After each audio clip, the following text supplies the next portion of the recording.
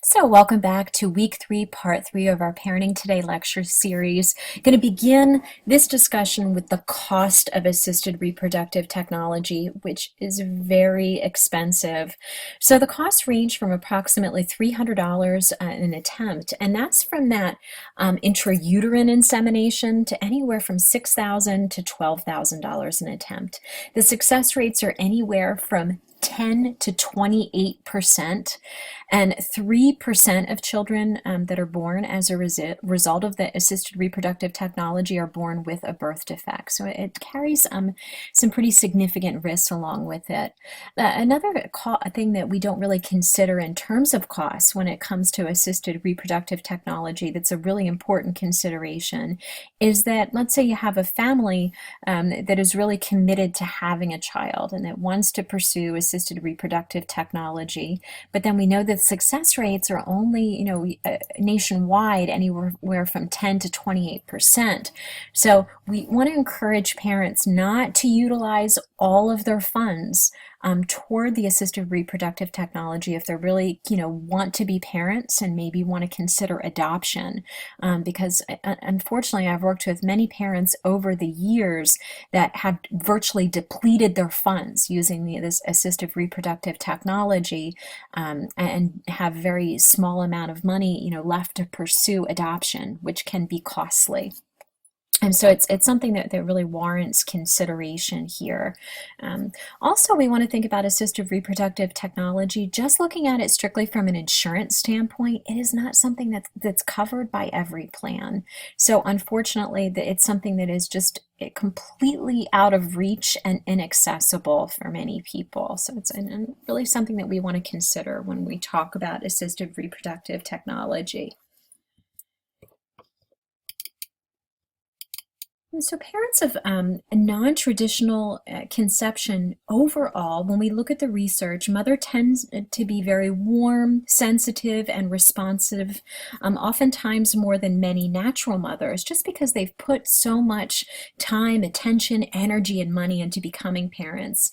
The research tells us that most children do appear to develop normally.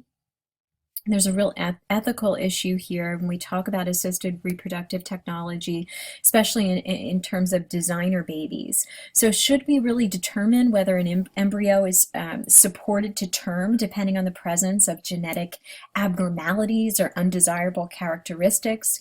What is a serious versus a mild defect? Is being female considered a defect? It certainly is in some cultures. So we really want to look and ponder at the ethical considerations here. That leads us to the question, should we be able to select the way our babies look? So 43% of people polled approve of being able to select physical characteristics or traits. 42% approve of being able to select intellectual traits.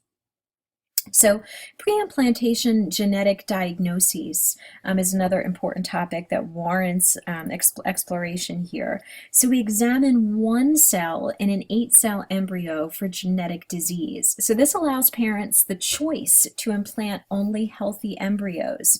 So it avoids amniocentesis later in pregnancy. So this right here is just a graphic slide that shows us a visual illustration of the topic at hand here. And eugenics. So what is eugenics? Eugenics is the set of policies and practices aimed at improving the genetic makeup of populations. The United States practiced forced sterilization in the early 1900s up until the 1940s. So over 350,000 sterilizations on people considered defective, and a drain on public funds. So that leads us to the question, who do we consider defective, right? Registering human pedigrees. So this is an actual article that was published in the past here. Quote here by Adolf Hitler, "I have studied with great interest the laws of several American states concerning the prevention of reproduction by people whose progeny would in all probability be of no value or be injurious to the racial stock." It's a quote by Adolf Hitler. So really scary thoughts here about, where we could potentially be headed, and where we've been, how important it is to examine where we've been in history so we don't repeat those things.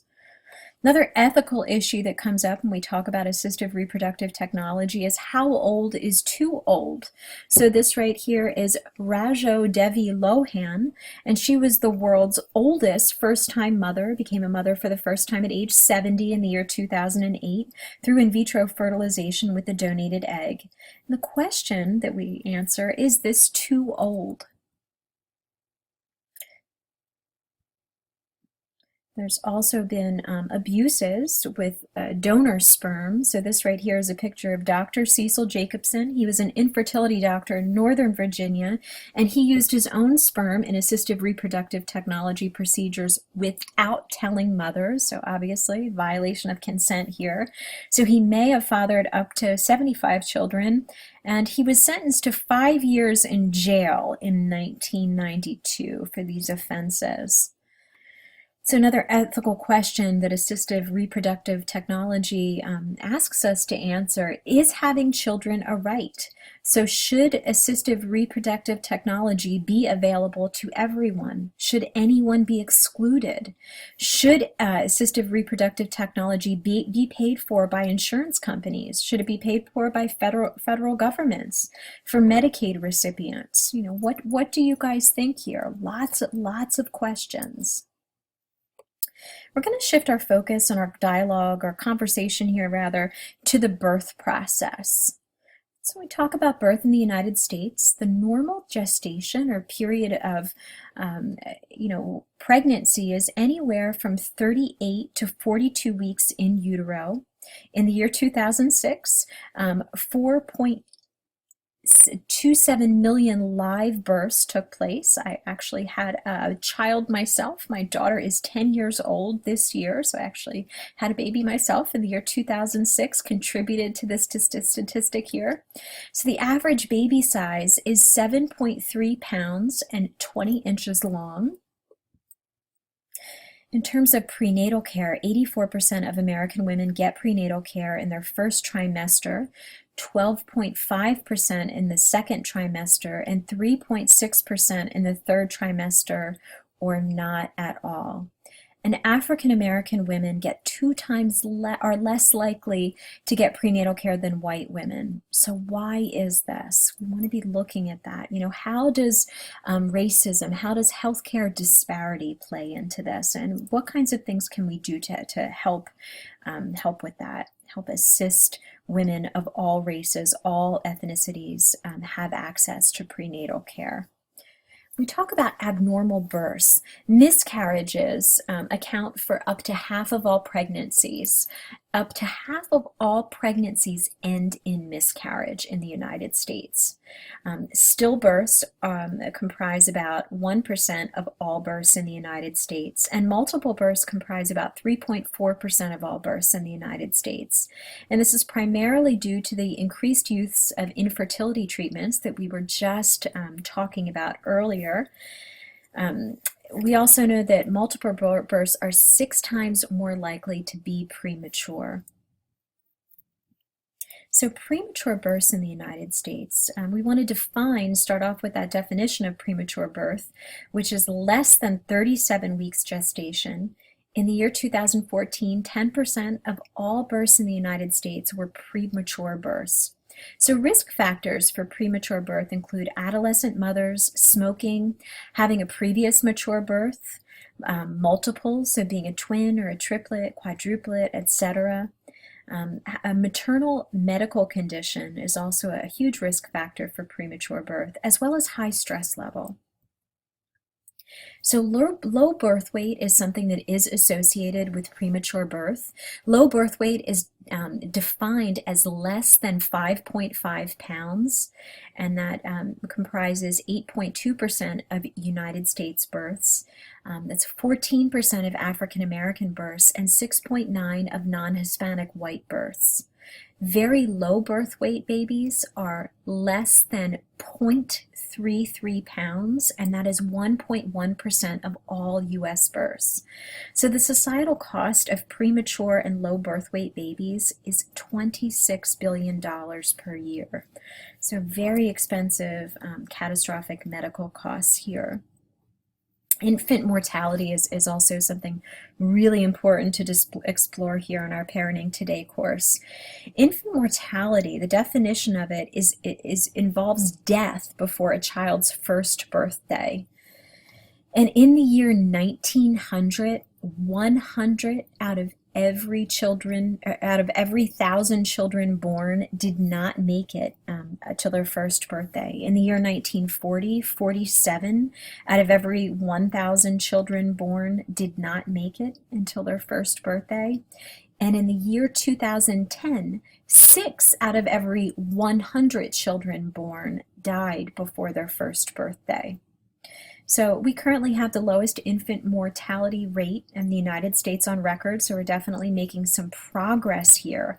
However, overall, if you look at the United States in comparison with other countries, with other developed nations, we have the highest infant mortality rate among 28 countries, including all of the European countries.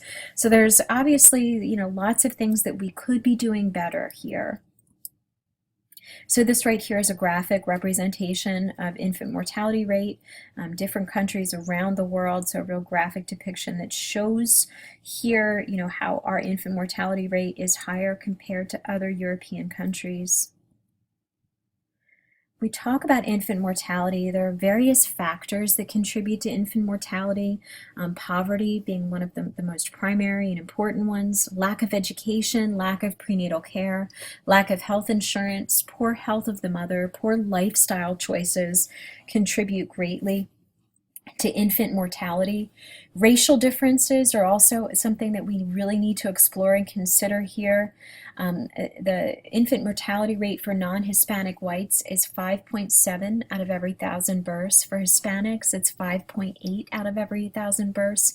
And for African Americans, it's 13.6 out of every 1,000 births. So is this about race or is this about something else? Again, really points to the healthcare disparities that are present here in the United States.